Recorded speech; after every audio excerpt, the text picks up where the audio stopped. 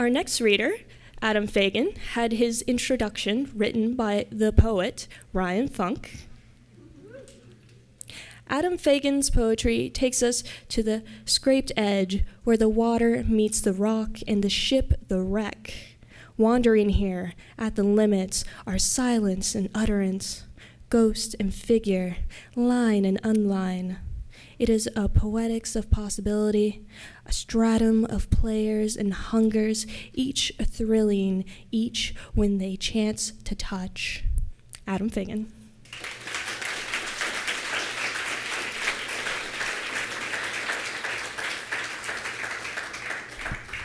Thanks everyone for coming. Thanks to my committee, Denise Newman, Joseph Leese, and Kevin Killian, and also to Matt Shears for all his help. And thanks to Ryan for the introduction. All set. This is the subject of my work, Abbot Thayer at age 12 or 13 with a live owl perched on his shoulder. I'm going to start my reading with a quote from some of his archival materials. How it was left to one artist to point out these principles and the gigantic part they play in the animal kingdom, God only knows. Professor Kerr of Glasgow assured me they got it all from me, and Professor Herdman said to me in Liverpool, your book has convinced us all. An American wrote home from Switzerland, the younger naturalists here think Abbot Thayer a second Darwin. In 1896, Abbot Henderson Thayer, American painter and naturalist, discovered the principle of countershading, Thayer's law, which found that an animal's shading, dark on top and light underneath, worked to distribute shadow equally across the body, making it appear flat and concealing it from predators. Thayer's book on his discoveries, Concealing Coloration in the Animal Kingdom, an exposition on the laws of disguise through color and pattern, was published in 1909, and the concepts outlined therein would become the blueprint for military camouflage during World War I, earning Thayer's nickname, the father of camouflage. In 1910, Thayer met a group of doubting ornithologists at the Smithsonian to demonstrate that a hummingbird, when placed in a bush and seen as the prongbuck would see it in the moment of attack, as the white of its tail merged with the sea of light falling from the sky, tended toward visual obliteration. When Thayer requested the group lie down to observe the hummingbird from the prongbuck's vantage point, they unanimously refused. I've been left alone in the world to find this out, wrote Abbot Thayer. A student of the work of Emerson, Thoreau, and Audubon, Thayer thrust himself into a burgeoning military-industrial complex that indiscriminately cast bomb and bullet into the landscapes and bodies he so reverently rendered in his paintings. In the case of birds and beasts, he wrote, nature has to use artifice and deception to make them into canvases. Thayer relied on the eye's capacity for self-deception to learn natural law into the destructive arc of human events, in the process turning art and artist, bird, beast, and man into false witnesses for the advancement of his principle.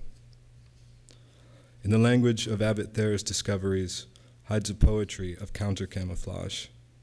A purposeful fracturing of sight and sense creates a series of mental explosions, sharpened particles of attention tearing wildly through the awful silence of the world. Where it cuts, it caresses.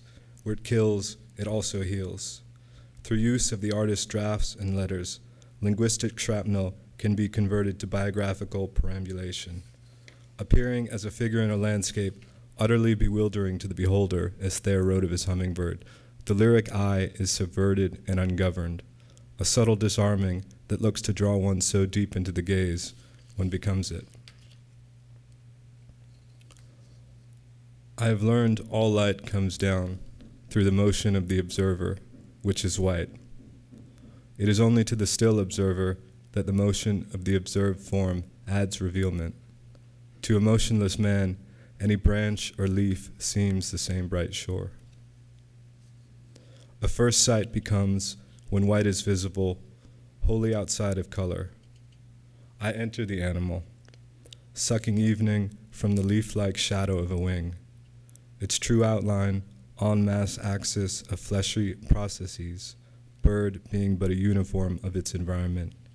Pure leafy space spreads twilight with thumb and forefinger.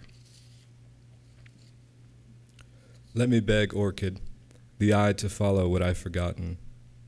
There is no end to energy displaced by what it attends. Like a shadow in the mouth, a man is a parade through his beliefs. Each word follows the contour of a logical mind. I notice what I've already noticed, a wilderness like one's hands before one's eyes. Looking through a white ear, I seed and sift and sift and seed. This canvas is planted in its composition, a veiled music trapped in the rheumatic afterglow of landscape. Under the machine-like utterance of night, a glance throws these walls against their origin. This is not a theory. The sky is blue and there are tree shadows on snow.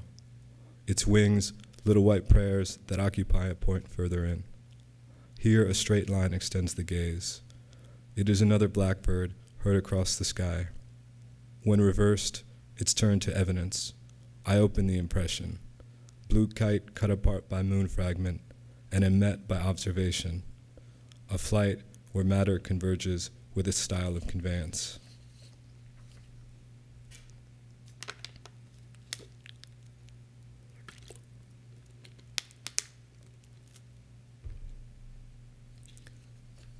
When I listen, a dawn, no high-low dreams, a yes or no has a brightness.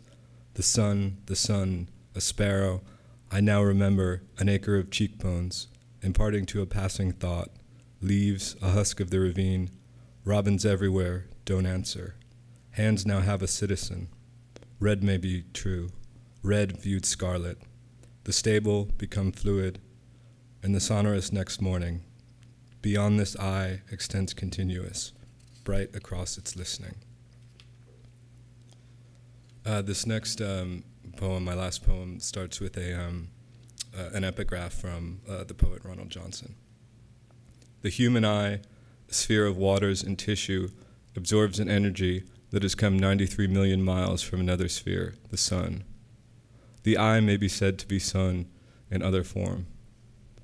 Transparent protests. Where blood blows in the boughs, the sun is the flower of our age, that sun of other latitudes. By the site of a liquid road, the water is falling fast. The ocean is like ink. I push away from the sun. I see only the rays of the sun, the institution of sin, the caterpillar in the path. I want none of this violence, the sun says, and the country says, the sun is also a child of the river, or black willow leaning towards autumn. It droops. It towers like a chandelier, cracking bough, eternal plain of truth, the sun. My father was a sparrow, my field is bare. On the bodies of the dead, the sun is open like a door. I can't dispose of it by looking. I can't tell it from a ringing in my ears. No man has ever died in America, the sun says. When I speak, I fear the sun. When I am fearful, I never speak. What a perfect machine each word is, beyond the skill of birds, free from the absurdity of taste. If the sun was a man, I'd kill him. If the sun was a soldier, I'd turn and shoot. We forget our heroes. We shall now be at liberty. We become a deep and silent lake. Unwilling sun, deluge sun. My father was a tree, a blue-eyed grass, the temperature of the leaves, the black snake, the sun we had lost sight of, are never perceived. If a tree is in the way, it is cut down. If a man is in the way, he is the sun. The city, a sword blade, the bare outline of the nation. The clouds are mountains. Yes, my leaf is peculiar. The fact is, I am a mystic, so I go along as if nothing has happened. The wind blows.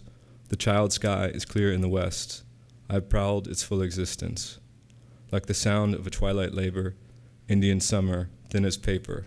My hands stiffen. The vapor of life is concentrated. An ambrosial fog stretches across the river. The sun breaks like a leaf. Thanks.